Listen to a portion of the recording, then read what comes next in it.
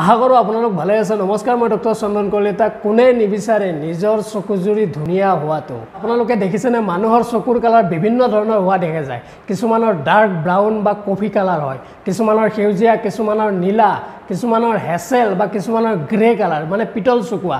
এনেকুৱা বিভিন্ন ধৰণৰ চকুৰ কালাৰ দেখিবলৈ পোৱা যায়।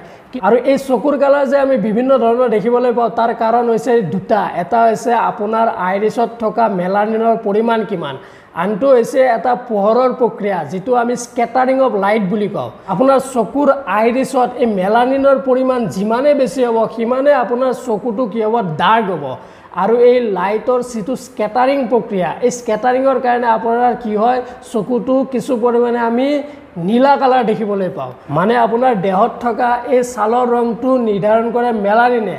আপোনাৰ দেহত যিমানে মেলানিনৰ পৰিমাণ মানে স্কিনত মেলানিনৰ পৰিমাণ থাকিব সিমানে আপুনি কলা কালাৰ হ'ব, আৰু যিমানে মেলানিনৰ পৰিমাণ কমি যাব সিমানে আপুনি বগা হ'ব। ঠিক তেনেকৈ আপোনাৰ চকুটো আইৰিছত যিমানে মেলানিনৰ পৰিমাণ বাঢ়ি যাব সিমানে আপোনাৰ চকুটো কি হ'ব, ডাৰ্ক ব্ৰাউন হ'ব, আৰু যিমানে কমি যাব সিমানে আপোনাৰ চকুৰ কালাৰটো লাইট হ'ব। বিজ্ঞানীসকলে অনুমান কৰা মতে আমাৰ যিবিলাক এনচেষ্টৰ আছিলে, আমাৰ যিখিনি পূৰ্বপুৰুষ আছিলে, সেই সকলোবিলাকৰ চকুৰ কালাৰ ডাৰ্ক ব্ৰাউন আছিলে।